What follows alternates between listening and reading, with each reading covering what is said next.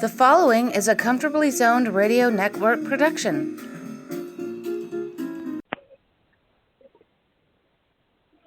Hello and welcome to Comfortably Zoned Radio Network. I'm Robert Deininger and I'm here at Jack DeGraw, and as always we're talking Yankees baseball. How you doing, Jack? Good. How are you tonight, Robert? Not too bad. Yankees are currently winning 4-1 heading into the bottom of the eighth.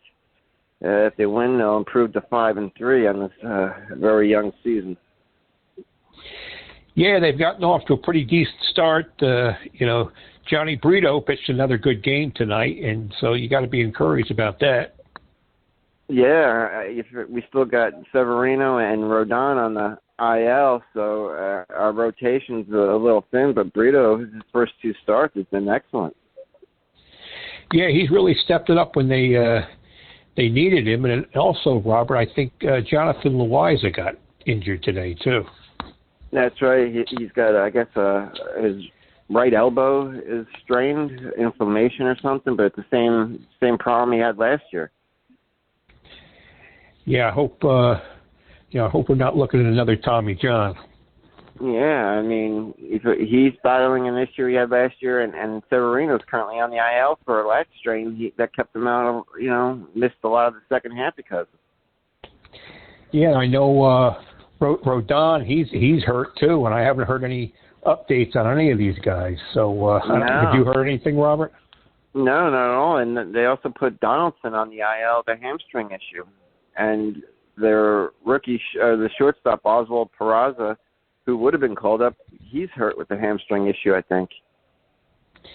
Yeah, I just checked the stats. He was hitting good down in the minor leagues. He was like 285, and of course the injury bug hits early this season. Yeah, I mean, hopefully we get most of these injuries out of the way early, before we start getting into the heat of the summer. Yeah, got to do something with the pitching. I mean, the bullpen, there's a lot of no names down there. I hope they can do the job. Yeah, it's like they used Michael King tonight in the sixth inning, which was kind of early in my opinion. I figured they'd try to save him for later in the game. But other than him, I mean, some of these names like Ian Hamilton, Jimmy Cordero, Colton Brewer, these are guys I haven't heard of. Well, Colton Brewer was with the Rays, and he had a very good spring, and he got caught in the numbers game, and the Yankees picked him up, and Ian Hamilton was a top draft pick. I'm not sure, it might have been the White Sox, and I believe about 4 years ago he got hit in the dugout with a foul ball. And he got like 3 teeth knocked out, and he's had a couple surgeries to to fix his jaw and fix his face up. So he's really had a lot to overcome. Yeah, no shit. That got to be something that's in the back of your mind every time you throw a pitch that could just come back and hit me. Yeah, especially the way they hit the ball nowadays. Yeah. And going to work, I listen to the sports talk radio, and then the fans are, they love Volpe, but they're worried that he's going to get sent down because he hasn't been hitting. He came into tonight batting, I think, like 167. He's got a triple tonight, but I mean, the kid's getting on base, he's stealing bases. One pitcher, he was all in his mind. Bouncing back and forth. The pitcher threw over 2 times, which is the limit. And you could tell it affected the pitcher because he ended up walking the batter behind Volpe. So, I mean, I just leave the kid alone. He's going to be a good player, you could tell. Well, the only thing is, I mean, he had a tremendous spring. I mean, he had to play great just to even get a chance to be in the big leagues. And I think the important thing is, the average may not be that high, but he is stealing bases. He's getting on base. And if he's having good at-bats. Yeah. Is he working the count? Is he fouling off a lot of pitches? I mean, I don't know this because I haven't seen any of the games. But, I've seen some games in spring training and he looked fantastic. But, as long as as long as they're not knocking the bat out of his hands. And they got to give the kid at least 150, 200 at-bats before they decide, make a decision. I mean, so far he's 3 for 3 in stolen bases. He's scored. He's walked 4 times, and he's scored 3 runs. So I mean, when he gets on base, he's scoring, and he's stealing. Yeah, so he's not the problem. I mean, they brought him up to playing. Yeah. So and we'll give him a good shot. That's like the Yankees. They were down 1-0, and he started the inning off with a triple, and he stretched it into a triple too. It wasn't an easy triple. He stretched it into a triple, and the Yankees ended up scoring 4 runs that inning. And he was one of the big reasons why he got things started quick. Yeah, I mean, the kid looks like he belongs, and he'll be a fan favorite. He's somebody they can get behind. He's a local kid from Del Barton, so it could be a great story. I mean, he met Jeter when he was a young man, a young kid, so could be a great story. Yeah, and the media made a big deal. I guess he called what's his name, Brett Gardner, because Gardner used to wear number 11. And he called Brett Gardner to ask if it was all right if he wore number 11. And Gardner, of course, said yes. But a lot of people were like, why would you even ask Brett Gardner? He wasn't an all-time great. But it just shows you the kid respects, former players and the Yankee tradition. He media made a big deal about it. Yeah, I mean, he grew up a Yankee fan, and Brett was a good player, and he was a fan favorite, so he showed him the proper respect. And Gardner was also well respected in the clubhouse, Yeah, I mean, he was a fan favorite for the fans loved Brett Gardner, and I mean, he was the underdog, and he really did a lot in his career. He had an outstanding career. Yeah. And the 2 guys that have gotten off to good starts is Stanton and Judge.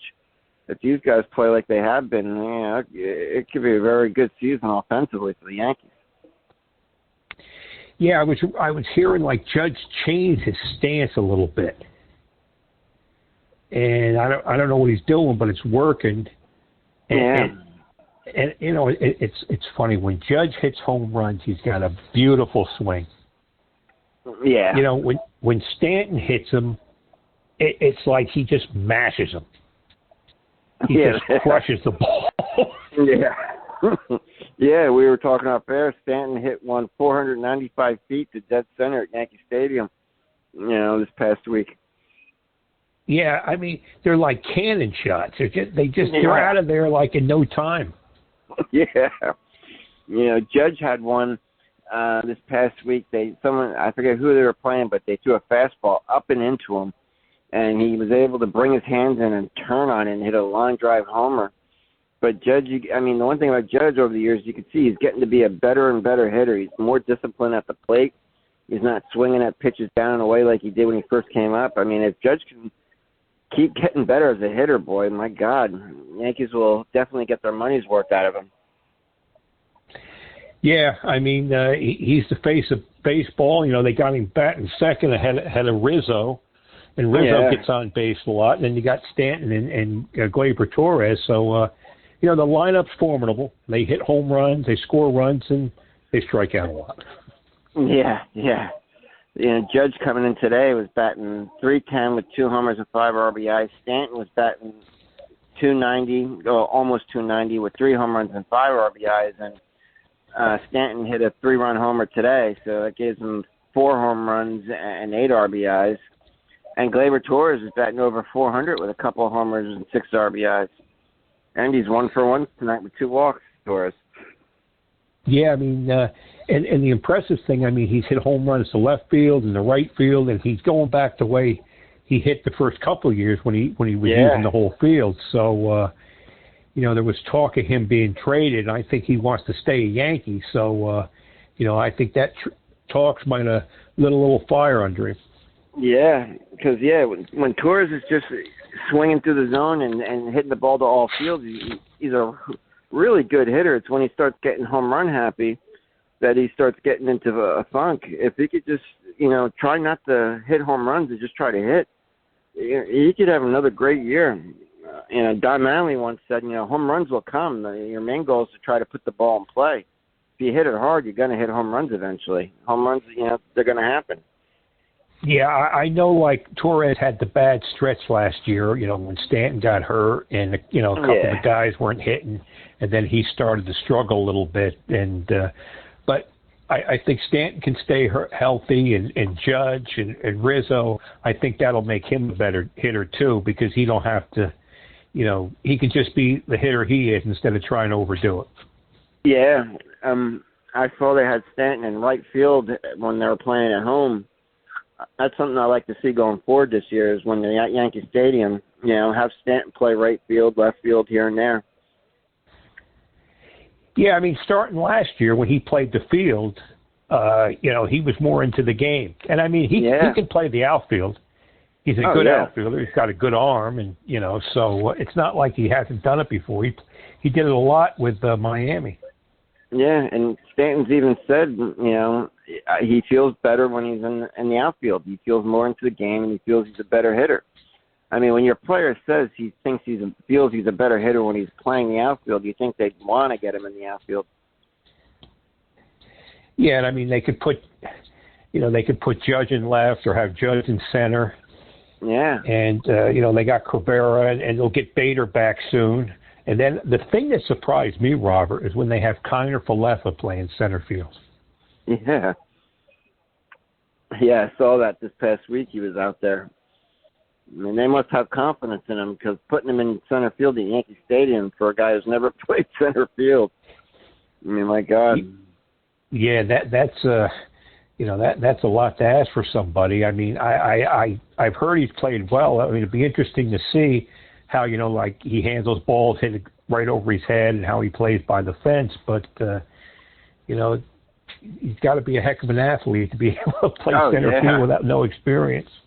Yeah, because when I saw it, I mean, there were a couple balls hit to him, and he looked like he's been playing there for his entire career. I was surprised, but it's still daunting. I mean, my God, I'd be more comfortable if it was like Judge out in center and Stanton in right.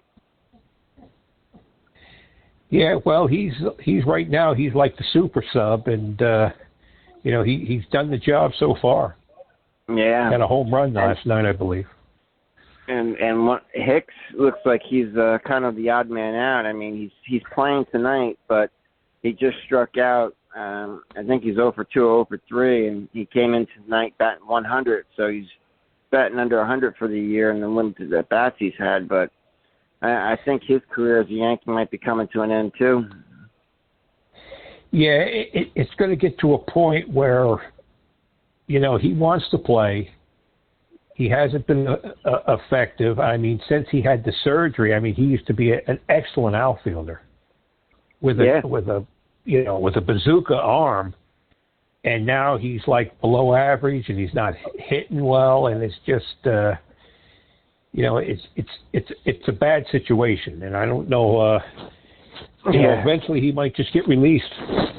Yeah, because I mean, Brian Cashman said before the season started that, he's finally healthy, fully healthy, and they expect a huge year out of him. And, I mean, they didn't say he lost his job, but it doesn't appear that he won it either. No, and he didn't have that good of a spring, and they got, they who's that guy, Frenchie Cordero? Or yeah. They got him from he was with the Red Sox, and then they, I got the Calhoun guy. I believe he was with Texas. So, they got too many outfielders, and I think eventually, they just might get rid of Hicks at mid-season and just, pick up most of the contract. Maybe they include him in a trade. That's like Hicks. His career batting average now is down to .230 for his career. Yeah, I mean, like we've been talking about it so much, and Yankee fans talk about it a lot, and it gets to a point where, really, what can you say? Yeah. They gave him that nice contract, but he just he hasn't lived up to it. I mean, he never finishes a whole season, never plays a whole year. No. So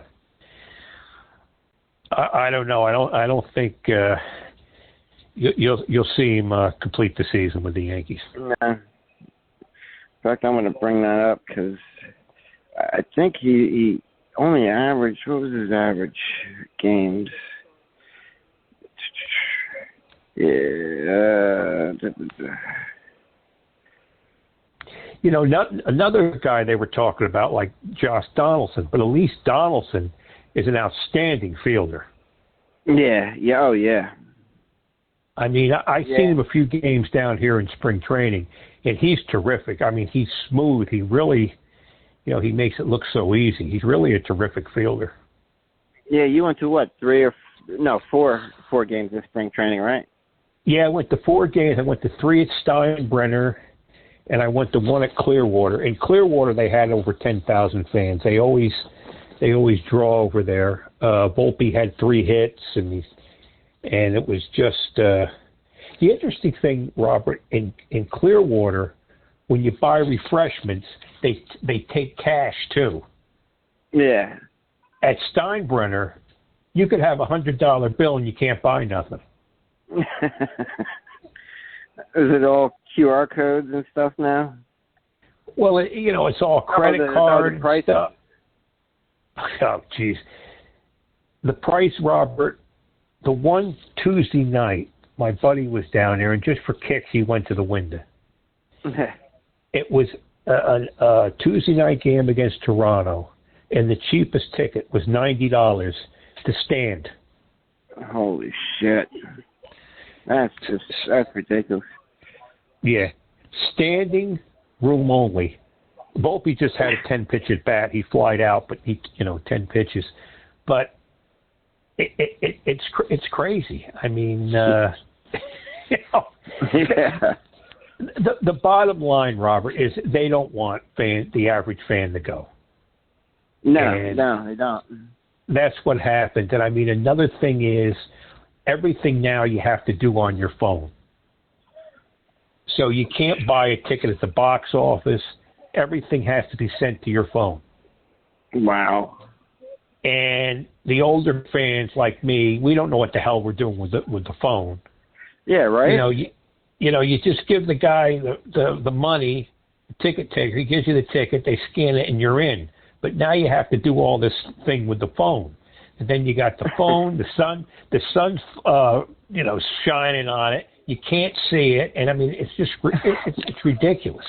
That's a pain in the ass, Jesus. Yeah. And then you turn the phone on, and the camera comes on. You take a picture of your foot, and then do you want to meet Russian women? And then it's all this nonsense. Yeah. You want to meet, You want to meet, Japanese women. It's like, I'd like to meet some of these women. Maybe one of these bitches can fix the phone for me. It's craziness. It's another world. With technology, you made life a little bit easier, but you also made it so fucking complicated. More complicated than it needs to be. Well, here I go, Robert. I used to go over and watch the minor leagues. And it was nice because you could watch the up and coming kids, and sometimes they'd send the big leaguers over to the camp. Now you go over there, there's gates up, everything's locked off. I mean, I see one baseball. I got one baseball this spring, and I had to reach under, and I cut my finger, and there's blood all over the ball, but I got a ball. But anyway, the Cincinnati Reds were the only baseball team that put out their spring training minor league schedule. No other team did it. Wow. So they don't want the fans to go over and watch the minor league games, the spring training games. Oh my God. And I hate to complain all the time. I mean, when you're at the game, it's great, and when you go with people you want to be with your friends or fathers bring their sons and daughters. It's still a tremendous experience. Despite all the nonsense, it's still a terrific game. But you can't enjoy the little things anymore. And it's just a shame. It's really went downhill. And just talking to Yankee personnel over the years, the security guards, and somebody who's been with the team for 10 or 15 years, they say it's nothing like it used to be. The experience really isn't that good. Oh, no, and baseball wonders why they're having problems drawing in a younger crowd. It's well, you got to make players and teams more accessible to the fans. You have to. Yeah, and I mean, and then you read comments of some of the fans who complain about everything. It's like, well, some of them, have you ever played baseball before? Right. I was driving to work this past week, and they were talking about the pitch clock and how it's sped up games. And this one guy called in, and he takes his wife and kids to the ball game once a month, and he says it will cost them anywhere from $500, $600, $700 to do it. And now, with the games being only 2.5 hours, he's like, it's almost not worth going to a game for only 2.5 hours when you're spending, almost $1,000 a pop. The pricing alone is hurting the game too. I mean, it's almost easier to watch it at home than to drop $1,000 at the stadium for a couple hours. Yeah, I mean, it's really, you can still find deals if you look. If you get on, you get on SeatGeek or StubHub and stuff like that. A lot of times for midweek games early in the season at Yankee Stadium, you can still get in for, $10, $15, $20. But unfortunately, the prices are ridiculous. It's just, and the game's too fast. And it's not the length of the game. If there's action going on, you don't mind it. And it's not going to change because between innings, they got all these long commercials, and then they want to talk to the managers and all this nonsense, all this stuff going on that really has nothing to do with baseball. People just want to watch the game. Yeah. And enjoy the experience. And then you got the music blares so loud you can't even talk. Yeah. It's crazy. I was looking up at Hicks. He's been with the Yankees. This is his 8th year at the Yankees. In the previous 7 years, he's only played over 100 games 3 times. He averages, in his career at the Yankees, he averages 89 games a year out of 162. I mean, the first year they got him, they had that great run. They got to the 7th game with the Astros. I believe he had 27 homers, 79 RBIs, outstanding fielder, had a rocket for an arm. And he's really, he's really regressed a lot. He was above average in everything, and he was excellent as a fielder and with an arm. But now he's below average in almost everything, and it's just, it just hasn't worked out at all. He had 27 home runs in 2018, and then he hit 12, 6, 4, 8, and his batting average went from 266 to 248, 235, 225, 194, and then 216 last year. He's just been downhill ever since, and Cashman, when Cashman got him, no one really knew who he was. He wasn't a big name player, and Cashman said he's a future superstar. And, for a few years it kind of looked like Cashman might have been right, but he's been kind of gone downhill ever since, and I don't know if it's injuries or what, but definitely not the player that everyone thought he could be. No, I think with the defensive thing, I think that, when I think he hurt his rotator cuff or rotary cuff, and I think that hurt him. That killed his arm, and then it's a situation where it's a Gary Sanchez situation now. It's just better for everybody to move on. Yeah, and Gary finally got picked up by the San Francisco Giants, and he's reporting to AAA, and San Francisco's got a lot of their catchers out, so he's going to have an opportunity, but I guess it's a very limited opportunity, and see what happens. But Sanchez has an opt-out clause in a month, so either he starts swinging the bat or he's going to be out of baseball. Well, the thing is, I mean, even though he struggled the last 4 or 5 years, you look at his offensive statistics, he's still one of the top offensive catchers in baseball. Yeah. So that shows you offensively how bad, the hitting catchers are in baseball. The Yankees just won a 4-1. Yeah. Yeah, Clay Holmes closed it out. Looked pretty good. Yeah, so everything's good on a Saturday night. Yeah. Yep. And one thing I don't know if we ever touched on it, but Joe Pepitone passed away March 13th. Yeah. He was like a big fan favorite back in the late 60s. And he, when that era came along, people were protesting everything, and it looked like it was going to, the world was going to get better. And now the people were protesting. Now there are leaders, and we're more screwed up than ever. But Joe was very, very popular, and he was, a fan favorite. And an interesting thing, Ralph Tycho was nice enough to, give me a chance to spew all my nonsense. We were doing a show, and he was telling about his grandfather. And his grandfather was getting up there in years, and he didn't really have a lot to make him excited. And Ralph called him from California, to New York, and he was all excited that Joe Pepitone hit 2 home runs, and they beat the Angels 3-1 and 1-0. And the interesting thing, Robert, is I was at that doubleheader. No kidding. Yeah, it was May 18th, 1969. Oh shit. Yeah, Pepitone, his first year was in what, 62? Yeah. The Yanks won the series in 62, and they were in the series in 63, 64.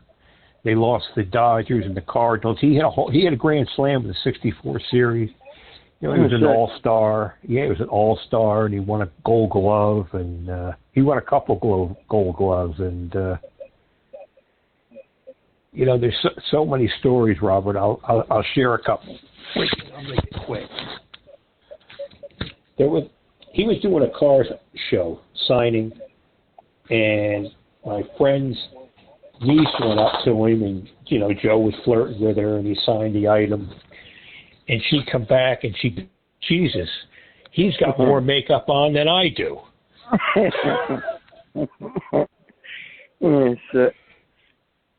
And there was another story. Brian Cashman told my buddy this story. One old-timer's day, Cashman comes into the locker room when he was pounding on the door, and he says, this older guy, bald-headed guy, answered the door and let him in. And it was Joe Pepitone. He didn't have his wig on. No shit. I didn't know he wore a wig. Yeah. Oh, yeah. He had a hair dryer, and, it was just, he was just a character. He was... They had a picture with, it was Pepitone, Cleet Boyer, Bobby Richardson, and Tony Kubek, and I bought it off of Cleet Boyer. And Cleet said we have to send the Joe Pepitone first, because if we send it to him last, we'll never get the pictures back. No shit. No shit. Yeah, I'm reading here. I didn't know he was hired as the Yankees hitting coach in the minors and then brought to the Major League Club in '82, but he was replaced by Lou Piniella in August. Yeah, afterwards, the Yankees took good care of Joe. He had something a couple years ago, like Mickey Mantle used his bat to hit his 500th homer. Oh, shit. And I think a couple of years ago, Joe was trying to get the bat back from the Hall of Fame, and he sued him, and I think they come to agreement. I think Joe just wanted to make some money. Yeah, well, it says here, Pepitone received a 1999 World Series ring for his relationship with the Yankees. He subsequently sold that ring at auction. Yeah. Well, yeah, you could be right. He might have wanted the bat to make some money. Well, he wrote a book about 25 years ago, 30 years ago. It's Joe, You Could Have Made Us Proud. And it's a great read. It's insanity. It's absolute insanity. And the thing was, people love Joe Pepitone. He was like, those... Go ahead, Robert. Sorry. Oh, I was going to say he had one of those personalities, huh? Yeah. No, I remember Ralph Houck saying one time, in like September of '69, he left the team. He didn't show up for some games.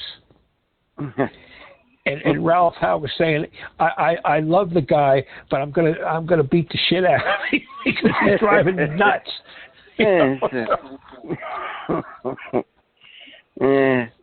Yeah, he had 5 children too.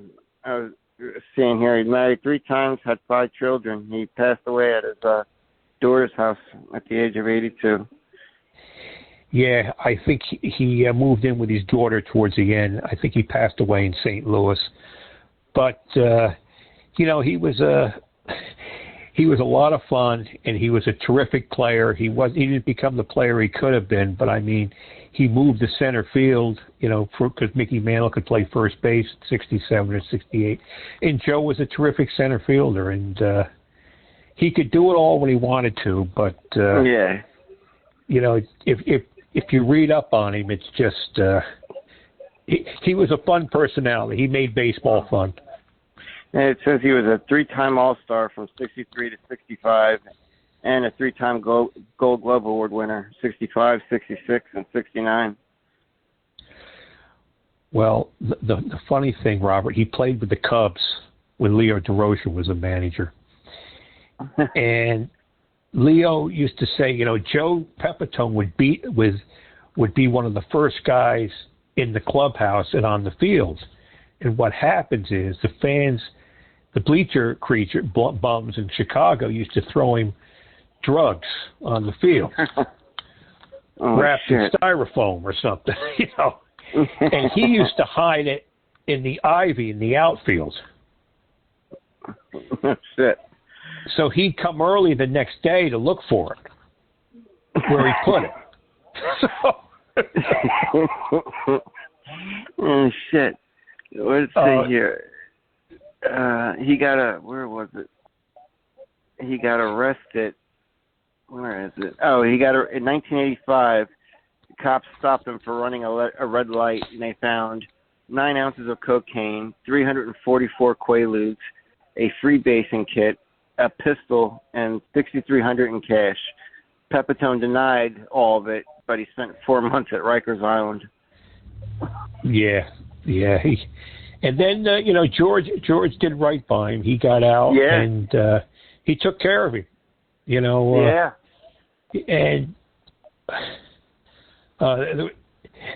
then he played in Japan, Robert. He went over to Japan for a couple weeks, and he used to tell him over there, Joe can no play today. He's shitty in pants or something. And I think, for a long time, they didn't want to sign American players. Really? Because they had such a bad experience with Joe Pepitone. He only played a handful of games, so I think for a couple of years they were very, very leery of signing any, American players. It says here that after Pepitone was sent to jail, Yankee owner George Steinbrenner rehired him in 1988 and served as a development coach for minor league players. And as a result, Pepitone received the '99 World Series ring for his relationship with the Yankees. Yeah, he used to go to old timers games, and he would do public relations for the Yankees, and he was good with the fans. Yeah. The fans loved him, and he always had a bunch of stories for you. I remember a couple of years he come down here for Yankee fantasy camp, and I used to go over just to, to listen to him. So. I will say George Steinbrenner, the one thing he did do was take care of the ex-players, all of them. If he could, he'd help. Yeah, I mean, like anybody, he had his good and bad, but he loved the Yankees and he loved the old players, and he took good care of them, and he's missed. He was. Yeah. Well, that's like even after like Strawberry and Gooden were done with baseball, he still brought him back. Yeah, and I mean, even they had Steve Howe. You remember Steve Howe? Oh, yeah, the lefty. He always got in trouble. Yeah, he had a lot of trouble with drugs, and eventually I think it killed him. He got in a car accident or something, but he brought him back, too. And yeah, he had a problem with cocaine. Yeah, I think he got in trouble 5 or 6 times, and he was a terrific relief pitcher. But oh yeah, the demons did him in. That's unfortunate for some of these guys. Bright lights. You got people who hang around offering you this and that. Yeah, you always get the hangers-ons, and when you have, I guess when you have an addiction, it's just it's tough to shake, and some people have it all and just throw it all away because they can't help themselves. Yeah. Looking at the Yankees schedule, we got Baltimore tomorrow at 1:00, but then we got 3 with Cleveland, 4 with Minnesota, 3 with the Angels. Then we play Toronto for 3. Then we got the Twins again, followed by 4 with Texas. Then Cleveland. Then we finally see Tampa Bay on May 5th. But we got a pretty decent schedule. I mean, we can weather the injuries this first month. We'll be all right. Well, they the Yankees got an outstanding team. They got a lot of talent, and they'll win their 90, 94, 95 games, and then we'll get to the playoffs and see what happens there. Yeah, we got Cortez on the mound tomorrow, and then Herman, Cole, and Schmidt go up against Cleveland.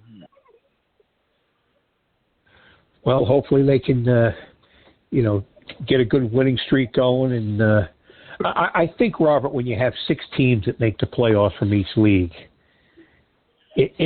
for me, it just takes away a lot from the regular season. Oh, yeah. Yeah, I agree. Tonight, the Yankees bullpen pitched 4 scoreless innings. I think this is what happened last year, is Boone used up his bullpen so much in the first half last year that we started getting injuries in the second half. I mean, I know it's early and you don't want to run the starters out there long, but I think you got to push some of these guys more in the first half compared to last year. Well, I think what's going to happen, a lot of the guys who are starting now, later in the season when, the other, when the walking wounded comes back, the other pitchers, they're going to be in the bullpen. Yeah. So I think we'll see Schmidt in the bullpen. We'll see King. Herman. Yeah, Herman and Loizaga if he's not done for the year. Yeah. And there's a couple guys the minors will bring up. So I think that, 3 or 4 of the relievers we see now, maybe come August and September, they won't be as big a part of the team as they are now. They just showed a stat. I missed it, but Brito is one of 8 or 9 Yankee pitchers who, in their first 2 starts, have given up 1 or fewer runs in each start. Yeah, they had stats for everything. So yeah. But he's been impressive. In his 2 starts now, he's 2-0. And in 10 innings, he's only going up 1 run on 5 hits while striking out 8. And Yeah, he's only walked 3 batters. I mean, so his first 2 starts have been really impressive. Only given up 1 run.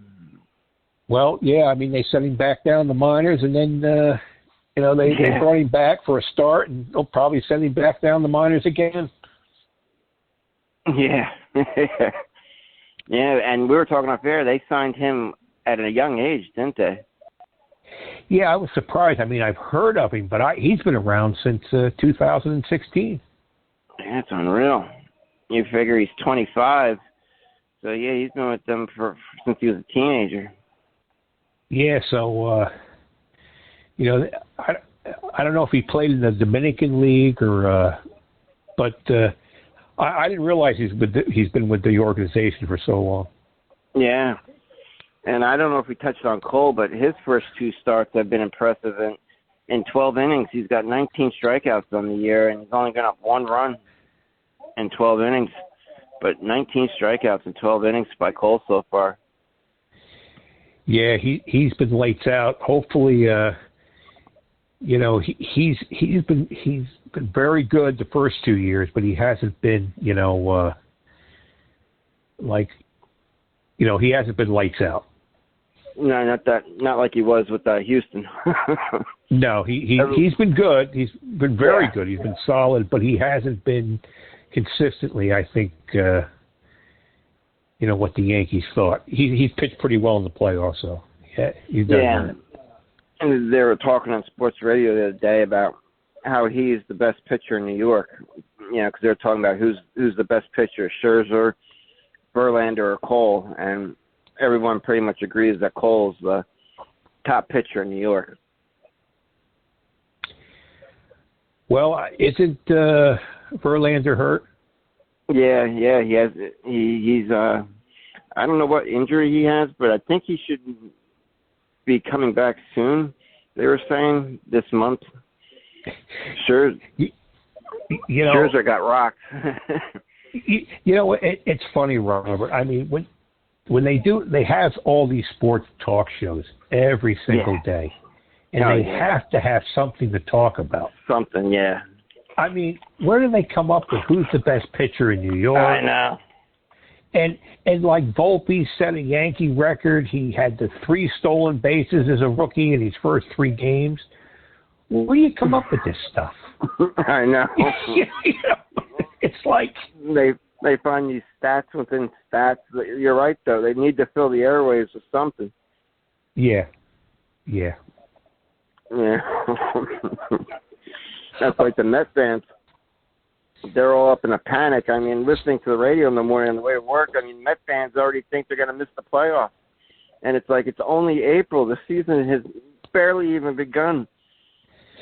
Well, didn't they get a tough break when Diaz got hurt and going to miss the year? Yeah, celebrating the World Baseball Classic. He wasn't even playing. He was jumping up and down celebrating, and he blew out his knee. Robert, the rest of the world takes that serious. Yeah, not us. And I don't know, just my worthless opinion. I think it'd be better if they played it in November. Yeah, right. After the season's over with. Because then you would get a guy, you get the players who, they got a couple weeks to recover, and maybe like some of the players who've been injured, a pitcher might want to go and pitch 10, 12 innings. But I think with the other countries take it seriously, but the USA really doesn't do it. I think it's fantastic that Japan won because they love their baseball, and I mean, it's great for the world because they, if you want to promote your sport by having all these countries play, I mean, it's just it's a great thing. But I think the timing of it is not good. Yeah, I think November would be great. And you're right. The other countries, Japan, they all take it because to them, I think it's like their World Series. That's why I think America, we look forward to the World Series, but I think the rest of the world looks forward to the Baseball Classic. Yeah. I remember one spring the Yankees. I think they played. I don't know if it was Venezuela or the Dominican Republic. This is when the Yankees had Jeter, and they beat the Yankees. And these fans were behind the dugout, and they were dancing and they were singing and they were pounding the drums. I mean, they were having the time of their life. I mean, they really loved this classic. I just saw a stat on the bottom. Jordan Montgomery tonight pitched 7 innings of shutout ball. Yeah, that was a pitcher of the Yankees. I always liked Montgomery. I always thought he was going to get better as he aged. You know, I'm glad he's doing great with St. Louis, but I wish he was with the Yankees. Yeah, I mean, I liked him as a pitcher too. I mean, we'll see how Bader works out if he stays healthy. Yeah. But I like Montgomery. I thought he was a good pitcher. What was it? Did he say that with St. Louis he's allowed to throw his fastball more, or Yankees preferred him to throw more off speed and sliders?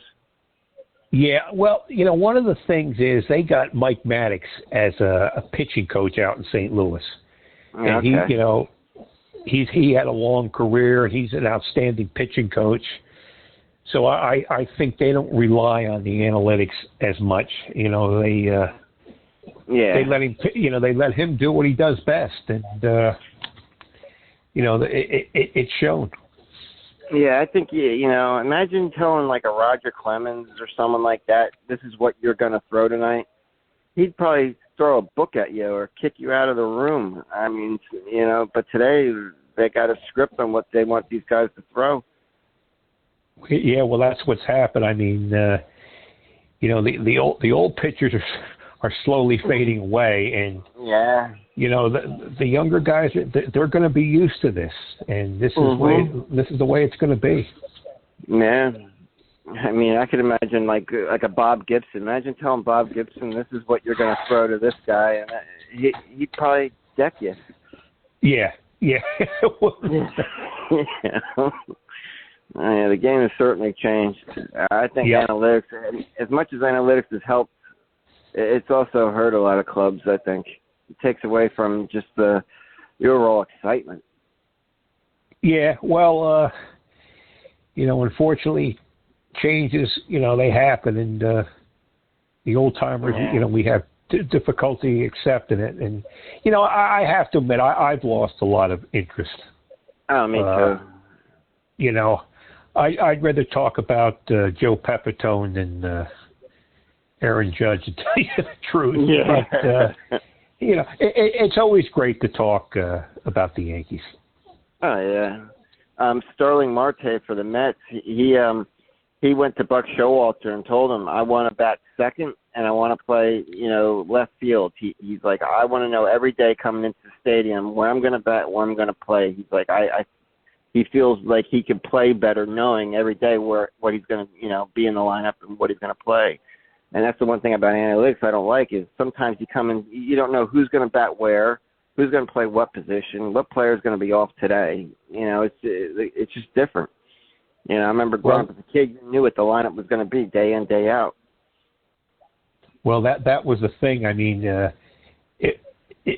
you didn't know if a manager like Buck was going to get a chance anymore because he's getting up there in years and he's the old school, but he did a great job with the Mets last year, so that's good to see. And and I was talking to my dad today. Like DJ LeMahieu, his first couple of years with the Yankees, won the batting title, and a lot of times he was playing second base.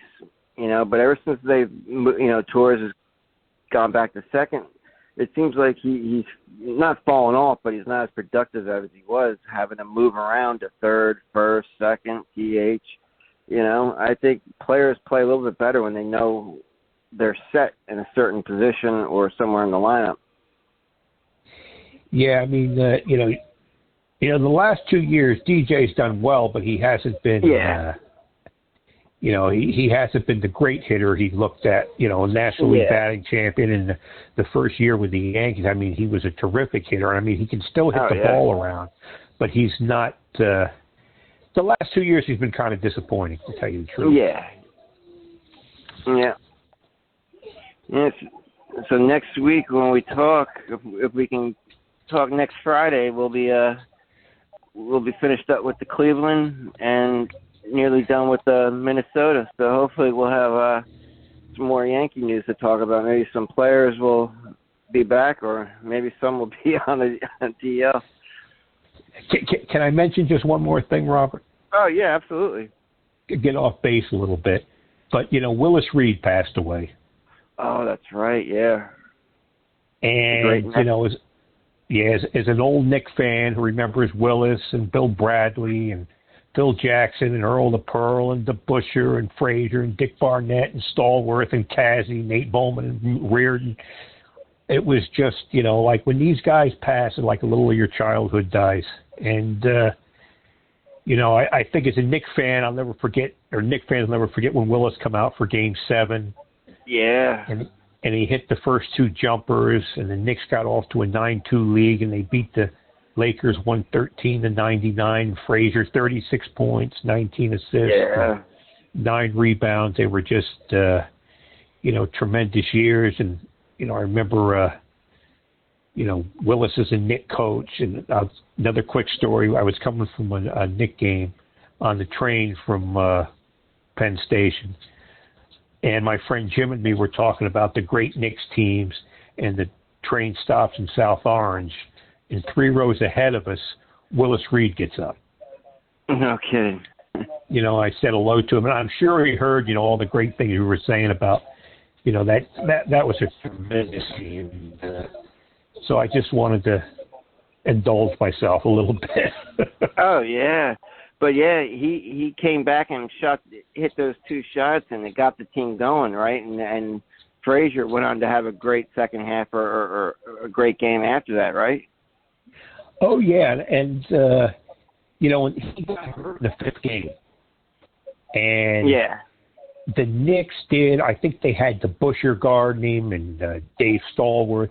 They almost played a zone on Wilt Chamberlain. And they won the 5th game, 107-100. And then the game 6, they went out to L.A., and I think Wilt scored 45 points. He had Nate Bowman guarding him and Phil Jackson. And but when Willis came out for Game 7, they weren't even sure he was going to play. And, it just got the Garden crowd fired up. And they said Chamberlain and Jerry West, like Willis come out, they couldn't take their eyes off him. And the Lakers were never in that game. I think the Knicks were up by 23 at halftime. I think it was like 68-45. And, it was just a great memory. May 8th, 1969. And the interesting thing, Robert, the game wasn't even on New York Live. I remember watching on Channel 6, which is a Philadelphia station, and listened to Marv Albert on the radio, and then they played the replay like at 11:30 at night. But it was just a tremendous memory. I think Marv Albert started in 1969 as a broadcaster for the Knicks. Yeah, he did a lot of games. I think he was a ball boy. Yeah. And I'm looking at Willis. He was a 2-time NBA champion, 2-time NBA Finals MVP, most valuable player in 1970, a 7-time All-Star, and a lot of other accolades. But Knicks also retired his number 19 jersey too, and a Basketball Hall of Fame as a player. Yeah, I mean, all that team, I mean, DeBusschere became, the ABA commissioner, and Bill Bradley became a senator and ran for president. Frazier was very successful. Cassie Russell became a college coach. Dick Barnett, he had his own business. And so they were not only a great team, they were good people. And and they passed the ball around, and it was just, they were really a team. They were really a team. And then Phil Jackson, who was hurt in 69 and 70, he played in 73 when they beat the Lakers. And, he become maybe the greatest coach ever. So who would expect that? Right? Phil Jackson. That was a great team that the Knicks had. The proceeding has been a comfortably zoned network production. You are advised to keep your dreams wet your humor dry, your children and grandchildren out of military recruiting offices and off the laps of clerics who wear dresses. Thank you for listening, everyone. Happy trails.